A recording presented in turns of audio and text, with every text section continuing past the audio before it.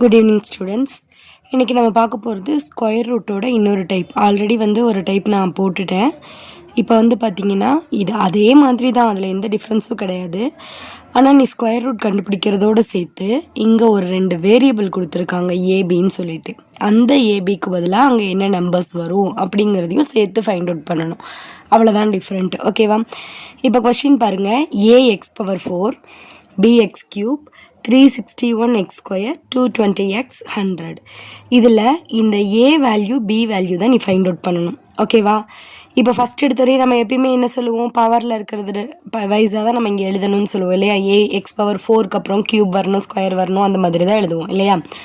ஆனால் அப்படி எழுதணுன்னா ஏக்கு நம்மளால் ஒரு ஸ்கொயர் ரூட் ஃபைண்ட் அவுட் பண்ண முடியுமா? ஏன்னா என்ன நம்பர்னே தெரியல, அதுக்கு நம்மளால் ஸ்கொயர் ரூட் ஃபைண்ட் அவுட் பண்ண முடியாது. அப்போ நம்ம அது என்ன பண்ணணும் அப்படின்னா, இது லாஸ்ட்டில் வர மாதிரி தான். எப்பயுமே ஏதாவது வேரியபிள்ஸ் கொடுத்துருக்காங்க, வேல்யூ ஃபைண்ட் அவுட் பண்ண சொல்கிறாங்க அப்படின்னா அது லாஸ்ட்டுக்கு கொண்டு போயிடணும். சரியா?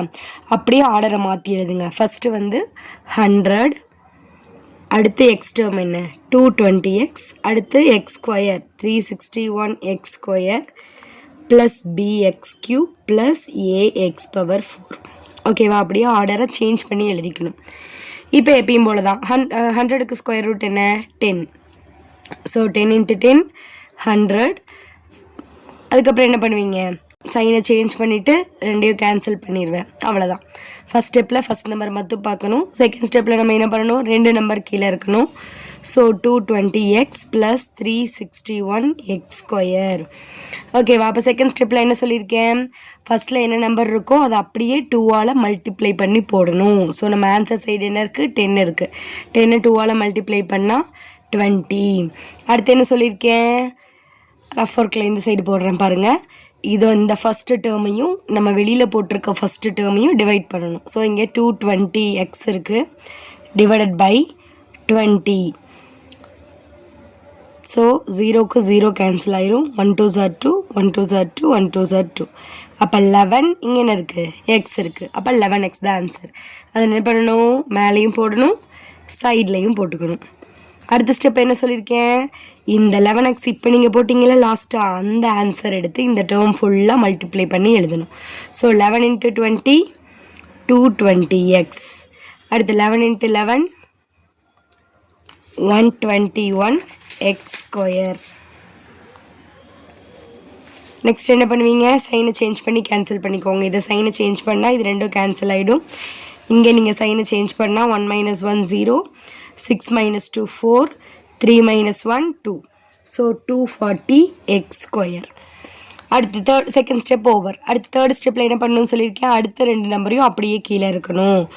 So b x cube plus a x power 4. இப்போ என்ன பண்ணுவீங்க, மேலே இருக்க 2 நம்பரையுமே 2ஆல் மல்டிப்ளை பண்ணி சைடில் போடணும். அப்போ 2ஆல் மல்டிப்ளை பண்ணி 10 2ஆல் மல்டிப்ளை பண்ணால் 20, 11 2ஆல் மல்டிப்ளை பண்ணால் 22x. இப்போ என்ன பண்ணணும், ஆஸ் யூஷுவல் இதில் இருக்க ஃபஸ்ட்டு நம்பரையும் வெளியில் இருக்க ஃபஸ்ட்டு நம்பரையும் எடுத்து டிவைட் பண்ணணும். ஸோ ஃபஸ்ட் நம்பர் இங்கே என்ன இருக்குது 240x ஸ்கொயர், டிவைடட் பை இங்கே என்ன இருக்குது 20.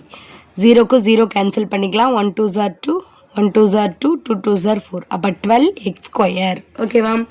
அப்போ என்ன பண்ணுவீங்க, மேலேயும் 12x ஸ்கொயர் போட்டுக்கோ, சைட்லையும் 12x ஸ்கொயர் போட்டுக்கோ.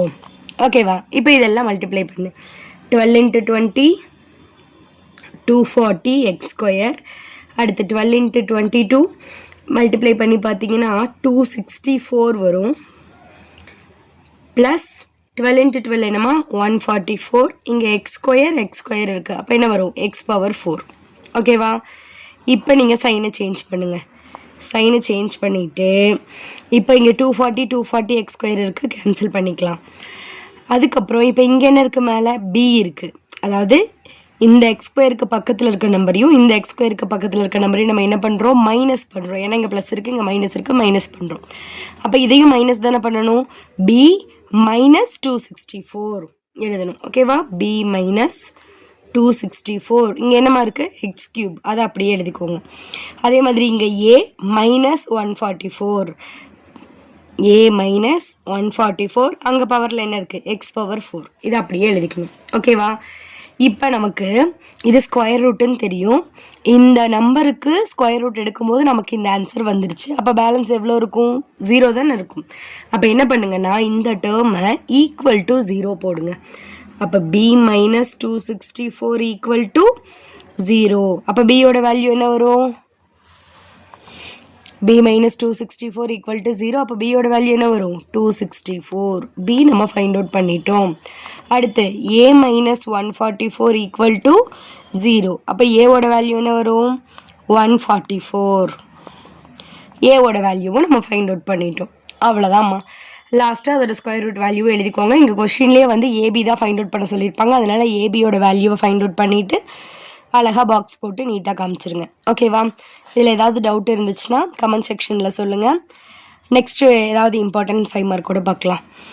இதுக்கு முன்னாடி ஸ்கொயர் ரூட் எடுத்த ப்ராப்ளமோட லிங்க்கை ஃபஸ்ட்டு கமெண்டில் பின் பண்ணுறேன். பார்க்காதவங்க பார்த்துக்கோங்க.